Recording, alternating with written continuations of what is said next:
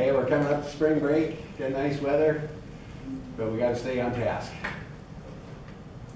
After that schedule we talked about last week, I do envision there's one plan we're not gonna get to this week that I wanted to, and that was the shear plan. We'll pick that up right when we get back, and I'll give you some readings on that you can get ready for over the break when we do that one.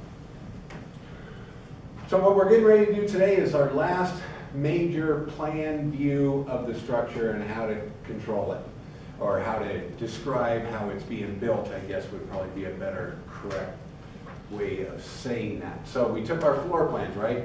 Cross section 4 feet off the floor of each floor. That showed all our exterior and interior partitions and all of the elements that go with them. And we did a roof plan where we're looking down on the object and showed how the roof went together. And then we did a site plan, which we're still working on, I know that.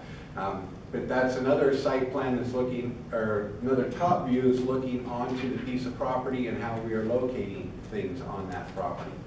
And like I mentioned, we will come back to that. The last one we really have to do is this one, which is the foundation plan. And in essence, this is really a plan that describes how we are going to take the weight of the structure and disperse that weight into the soil. Okay, that's what we do. Now, when we do a plan, I'll kind of zoom in on the title here. When we do the foundation plan, it's a drawing that generally does not require a whole bunch of information like the floor plan, right? Remember how busy those got? Okay. The foundation's going to have a lot more room. So therefore, we really combine two drawings into this drawing. We're going to do the foundation, which describes the concrete we'll use to support the weight of the structure. We are also going to provide the framing on this plan that holds up the floor above it. Now when we take a foundation, what in essence we're doing is, again, it's another full section, and it is cut right below the surface you're walking on, and we throw everything above it away, and we're looking down on the structure. Okay. The cut is where? It's right underneath the floor surface. So Full we don't section show the cut floor. right below. Yes. Okay, we're going to show everything that's underneath the floor. That's in essence what we're going to do with this. We call it a foundation and first floor framing. Now we're going to have two framing plans, just so you know. We've got this one that will occur, and it's going to handle how we're going to support the basement and the crawl space and the garage, those three elements, and also the decks too. So it's right underneath the first floor? The floor that's above the soil, the one that's on the soil. Okay, maybe we ought to say this, the lowest floor of the structure. Okay.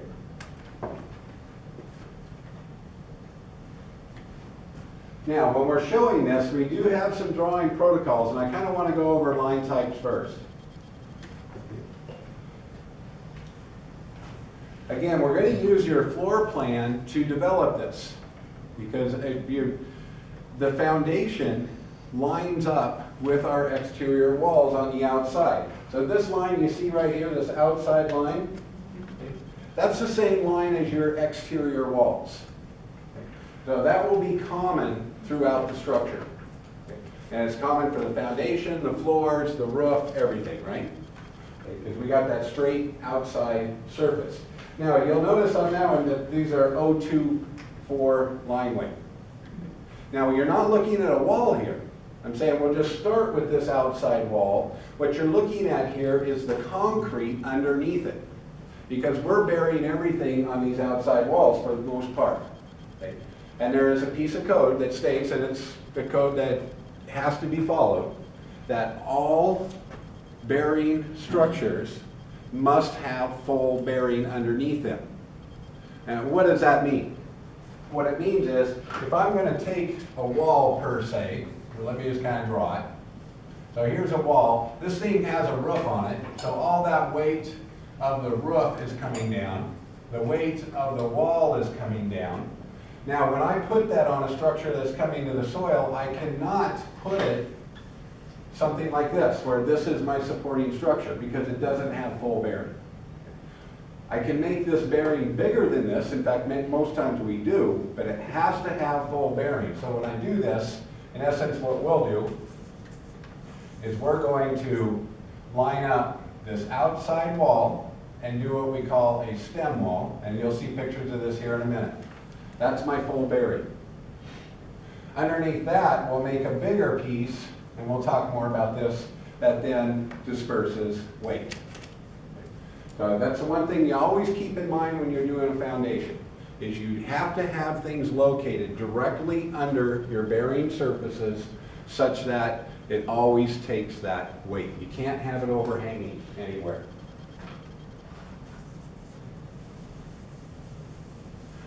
So when you're looking at that, that's that stem wall that sits right underneath your exterior walls.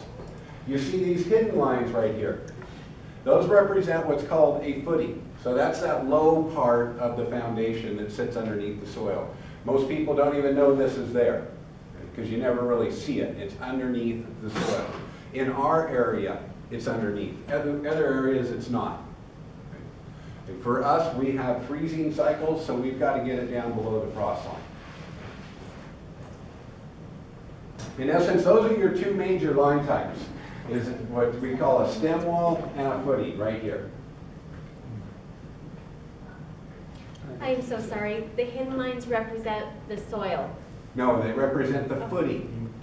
The reason we use a hidden line is because the footing is below the soil. Okay? This is the piece that comes up out of the soil. The hidden line represents really the weight disbursement portion of this, and I'm going to come show you a detailed diagram of this in a minute. That's the hidden line, okay? Because it's down underneath the soil, we can't see it. So if it's underneath the, if it's below the floor, why does it say block out for window? That's for the stem wall right here. Okay?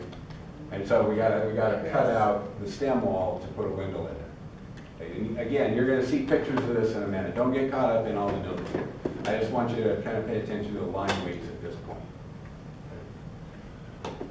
So we'll have those bearing components shown there. Now the other thing we'll have, and these ought to look familiar, is notice these arrows with a little framing note on them right here. Same thing we did with the roof plan, where we did a roof framing plan. Okay. These are framing notes, and this is showing how the floor is going to be put together. So we will include those framing notes.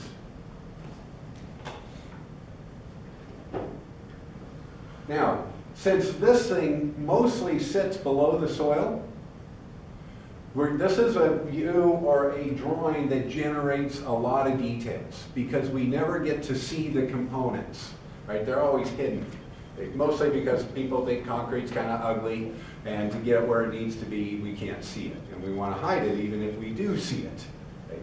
So in essence, we're going to have a lot of details. You'll notice one here, another one here. We have the full section that's coming through this guy. I think it's not shown right here. Okay. So we've got those three details. Now, when we look at those, just so you know, you're going to end up having a lot of little views like this, where we're showing how our different pieces of concrete are going to support stuff. Like this one's doing an exterior wall and a deck pier. This one's showing an interior wall that goes with this guy. And this one's just showing a, this is an interior in a crawl space. So in essence, excuse me, that's this one. That one is this guy that's inside the house. And this is the exterior one, which should be somewhere around the outside, wherever that's at. I think where is it? If you have a crawl space, you don't have any concrete on it. And where's the foundation crawl space? We do a continuous footing, and you'll see that. In fact, this is actually a picture of it right here. Okay. All right, so those are just some of the things to think about as we go into this drawing. We will start doing this drawing tomorrow. Okay, we're going to try and lay out the plan view of this tomorrow, take a stab at where we need some of our pier decking and things of that nature. Those will be fluid for a little while because we need to come down and we need to figure out how much weight is on each area and how big these elements are going to be and whether we need to add it. Okay, so we're gonna get it started tomorrow, so you can kind of think about it over spring break. When we come back, we'll finish this plan. Yes? So that, as a drafter, that's your responsibility to figure out the weight and to do this, not an engineer? Just like with your walls, the code has a prescriptive building method. And as long as you stay within that prescriptive building method, you do not have to figure them out. Okay? Now, if you get unique situations, and I'm gonna kind of try and give you an idea, we're gonna do beam design, we're gonna do footing design in here. You're not expected to do that on the job. But I do it just so you get the idea, because who are you communicating with here? In essence, a structural engineer and a concrete crew, right? So you kind of got to see both sides. So when I get into this, I'll start introducing free body diagrams, how we get weights. Remember live load, dead load, these items that we had terms earlier? We're going to start bringing those in. Once we finish this plan, we're going to start getting into the engineering of the building. Okay? So far, we've been in the architecture of the building, right? Where all these interior partitions are and the use of it. Now we're going to get into the components that actually hold it up. Okay. Any other questions on that? We just allay your fears. You are not expected to do this stuff on the But job. if you can do it correctly, you're more valuable to your employer. Oh, without a doubt. Yeah. Without a doubt. Okay. All right, so I just kind of wanted to show you this drawing to start off with.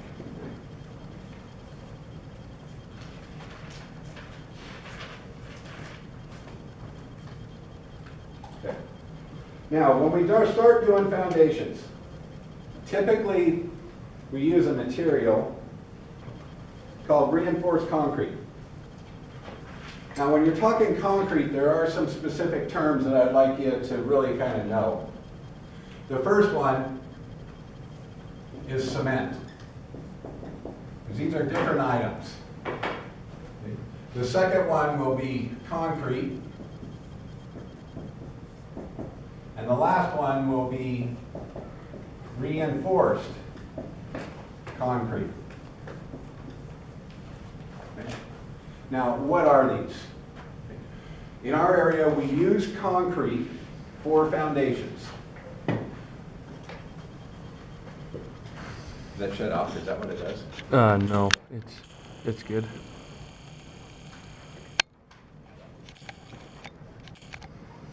Okay, concrete, or excuse me, cement. Cement is a material that basically binds to each other. It's a bunch of chemicals, in essence. And when we do our structural section over the summer, we get into this in a fine-tooth comb. I do have a text over in the bookshelf called Reinforced Concrete Design.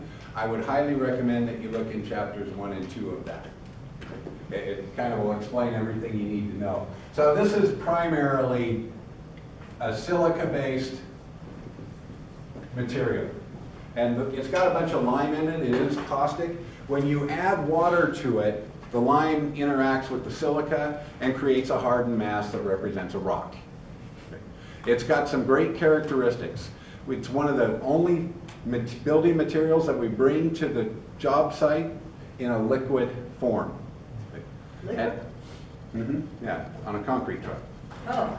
You got what? Liquid, fluid. Okay. It's viscous, right? It floats. Now, why is that so important to the foundation? It's important because if you look at the soil that we're going to put the foundation on, it probably looks something like this. Okay, if I go ahead and put a steel beam on there, it's going to be sitting something like this, right? It's not going to have full bearing. If I can pour a liquid in here like concrete, it flows and fills all of these little gaps. And so it has full bearing on it, which makes it an ideal material to use for a foundation. Now, it has one other component to it, is that it's not carbon-based. It's one of our few building materials that doesn't have carbon in it. So therefore, it won't rot. Bugs aren't going to eat it. It will last much longer than you, which is what you care about when you move into a home, right? Okay. So it will still hold up. You see many of these structures. In fact, one of the most famous is the Roman aqueducts. Right, have been around 2,000 years and they're still operating to this day. They're made strictly out of concrete. A great material for that. Now, it does have some weakness. So that's this. Concrete. What is this? This is cement with aggregate. Okay. And when I say aggregate, what does aggregate mean? Typically rock. Now, the rock we place in there is just not any old rock. Okay, we make sure we use a rock that is stronger than the cement. Okay, so the weak component will be the cement. And the cement, what its job is to do is to bind all these strong rocks together so they act as one unit.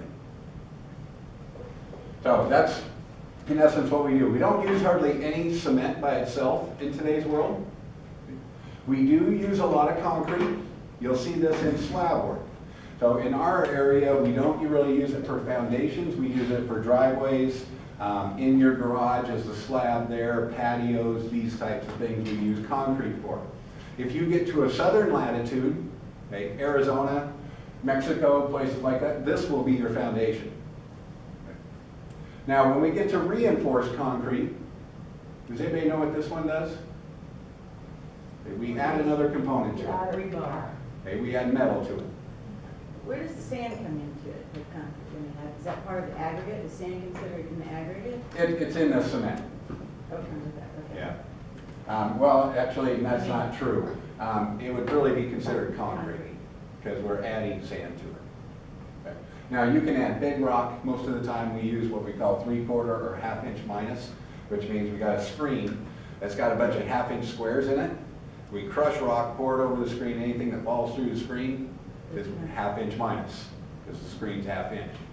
And you'll use pea gravel, you use sand, you use 1/2, you use 3/4, depending on the strength. The larger the aggregate gets, the stronger it is, right? Because you're adding more rock, so it's stronger.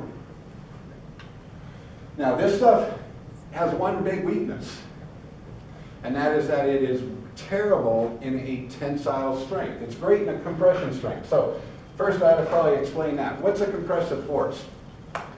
Pushing. Okay, so if I take this and I push as hard as I can, I get a reaction, but I'm doing compression. I'm compressing the object, right? Now, if I do tensile force, I'm grabbing it and I'm pulling. Okay, I'm pulling it. Concrete is extremely strong in compression. In fact, it's probably our strongest material that we have for compression. Okay, think of a rock. You know, you can go out into here, put a little rock on a hard surface, and you can put your whole weight on it, and that rock's not going to break, right? And that's a lot of weight for over a small little area. And you can get a little pebble, and it will hold you up. The place it goes down is when rock gets in tensile forces, it's very weak. Now, things get into the same force at the same time. Like if I take this and I put a weight in the middle, it's going to bend, right? It's going to do that, deflect. Well, the top of the object is in what? Compression. It's being squished together. But then somewhere around the middle of it, what happens to the bottom? It's being pulled apart, right? So it's in tensile force. This is what breaks concrete. Concrete's so weak in a tensile force that we actually don't even calculate. Okay, we just leave that thing on, we just know it's not going to work. Okay. So hence, back to this guy, where I have these little gaps, concrete fills those in and gets full bearing. But then what if this part settles over time and does this? Okay, now my beam's right here, what's going to happen to that? Get a crack in it, huh? Okay, it's going to crack. Okay, and so what you're going to see is that crack propagate through it. Okay. Now, a couple things that happen there, you lose your strength, obviously, at that point. It's also now not waterproof, so water can get in. Okay, because we've got a hole for the water to come through. We solve that with this. This is concrete with what we call rebar. Okay. So we put the rebar in here on this material. Let me redraw this beam. We put the rebar, and I'll just draw it in with a hidden line, right here in the bottom third of the piece of concrete. So as this comes down and goes, the concrete's going to break. And it's gonna come up, and it's gonna break until it hits that piece of rebar.